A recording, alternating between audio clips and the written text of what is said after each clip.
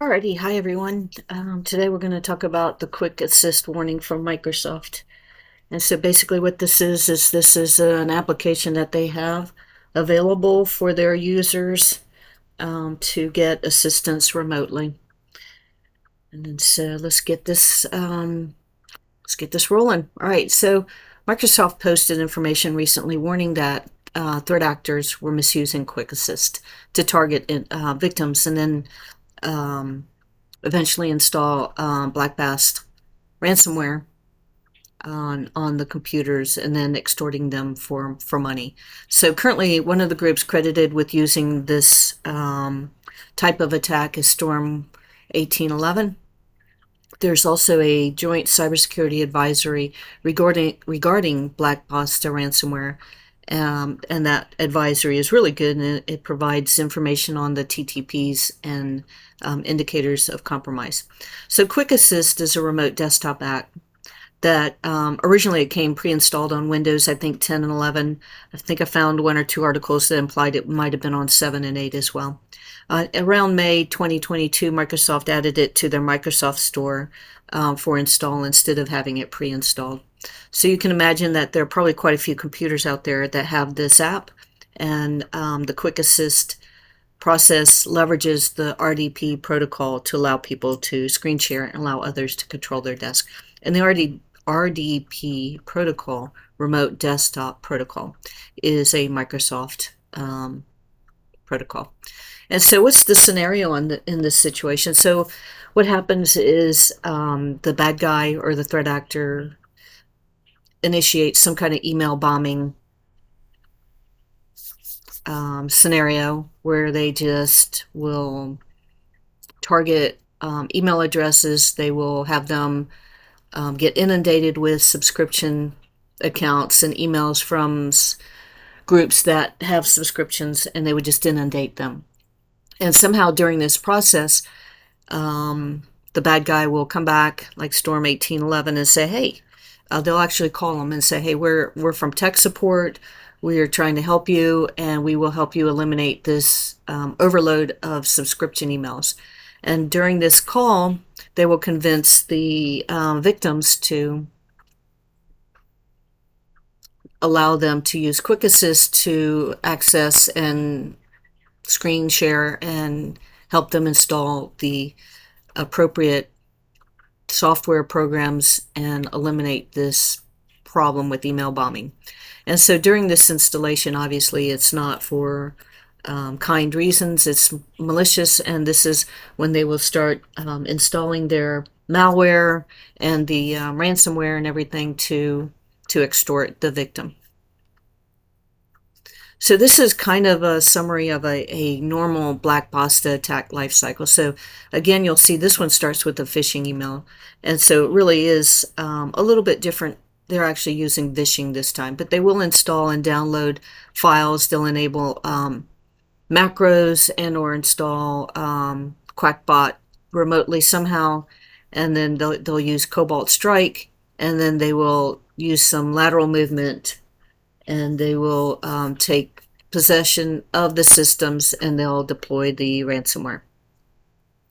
So BlackBosta is described as a ransomware as a service variant. The affiliates have been effective in using this for their attacks, and they usually have specific targets. They'll maybe obtain stolen credentials from the dark web sometimes, and then use phishing or vishing tactics to gain access.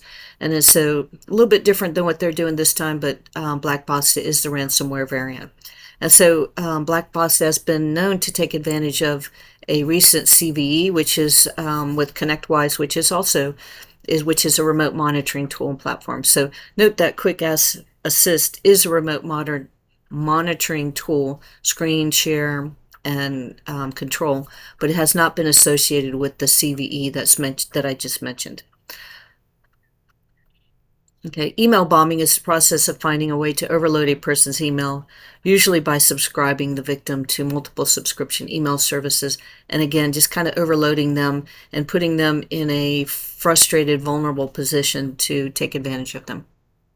And then the vishing is the actual voice phishing, which is, kind of the whole social engineering awareness thing, they will actually pick up the phone and they will talk to people. So it's a little bit different. It's a mix of modern day scamming and old school scamming. So what is TTP? It says tactic, techniques, and procedures. This is the framework that threat actors use to attack their victims. These patterns are usually recognized by security researchers when they're trying to figure out what was going on, and this helps researchers communicate in a standard process, and it helps them notice patterns and help mitigate and prevent in the future. Same with the indicators of compromise. These are clues of how a threat actor infiltrates or attacks a victim, how they breach the system. Some of the examples are noticing anomalies like in network traffic or end user traffic, account irregularities, unusual domain names, different things that they can find through logs and researching and backtracking on systems. So what is RDP? It stands for Remote Desktop Protocol. It's a proprietary protocol from Microsoft.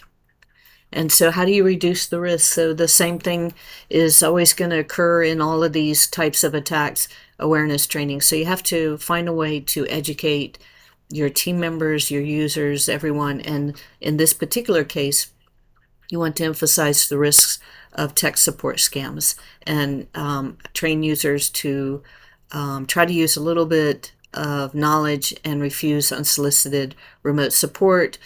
Be cautious about any support that's remote, and make sure that they're aware of any processes in your company on how to utilize remote support. So implement multi-factor authentication, enforce role-based privileges, consider removing or blocking quick assist or similar tools that may be a little risky. Block unauthorized remote management domains, enable tamper protections, and then again, by enhancing awareness and implementing some security measures like these, organizations can better protect against social engineering attacks. And that's basically what this comes down to. Okay, so there is a site from SISA that will help you understand some of these. And the advisory that was mentioned early on is part of the Stop Ransomware campaign and is specific to BlackBosta. And this particular advisory is really good with the TTPs and the indicators of compromise. And so let's see if we got this one here. So I'll pull it up real quick. Oops, wrong one. And then, so this is the Joint Cybersecurity Advisory. It's talking about BlackBosta specifically. And you'll see that it has technical details. It reminds everyone that it uses the MITRE attack for enterprise framework.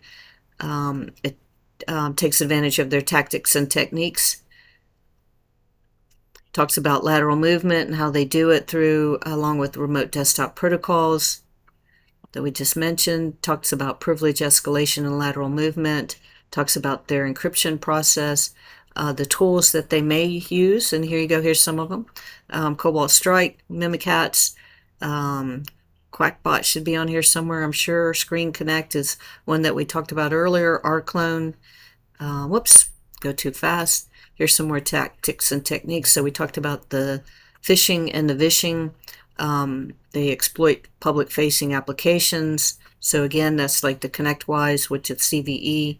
And again, Quick Assist probably falls under that category. And then technique title of exploitation and privilege escalation. And then, so again, credential scraping tools when they're in.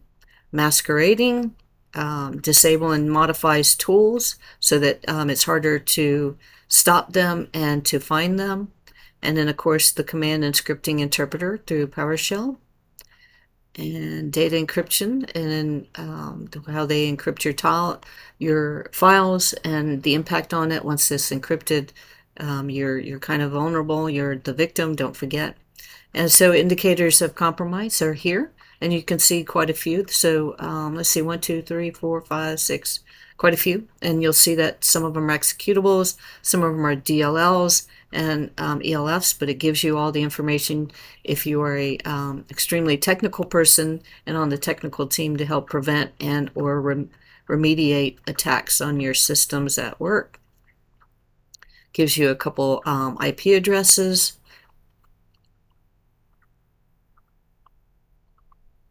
Gives you a little bit of a description as well, even though some of them don't. Talks about some files that might pop up. Notice there's some SQL files, DLLs again. So you can see this advisory is actually really good, especially for technical people. If you're not that technical like me, it is interesting. And if you really deep dive into this, go down this kind of rabbit hole, you could actually learn a lot.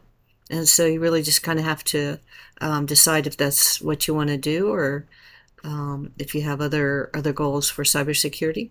So it mentions the mitigations. It talks about updating operating system, patch, require phishing-resistant multi-factor authentication, social awareness training, backups. Let's see, talks about, again, access management and phishing resistance, vulnerability management and assessment, talks about the security controls. So you can, got a lot of references. This is an extraordinarily great kind of advisory, and if you don't use it, if you've never seen them, you should go to the site and check them out. They have quite a few advisories. It's not just this particular guy. And then it's very informative.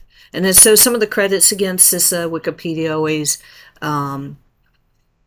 Microsoft, BlackBerry, Bleeping Computer, Dark Reading, and Microsoft again. So my typical go-tos, they're always very good. And any government site that talks about cyber attacks and stuff usually is pretty thorough and helpful.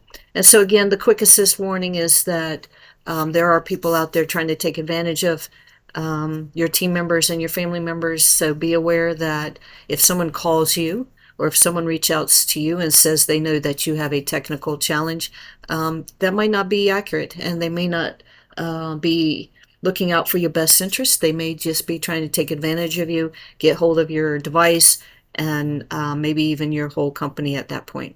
So thanks for joining today. I hope you have a great day. Talk to you next time. Bye-bye.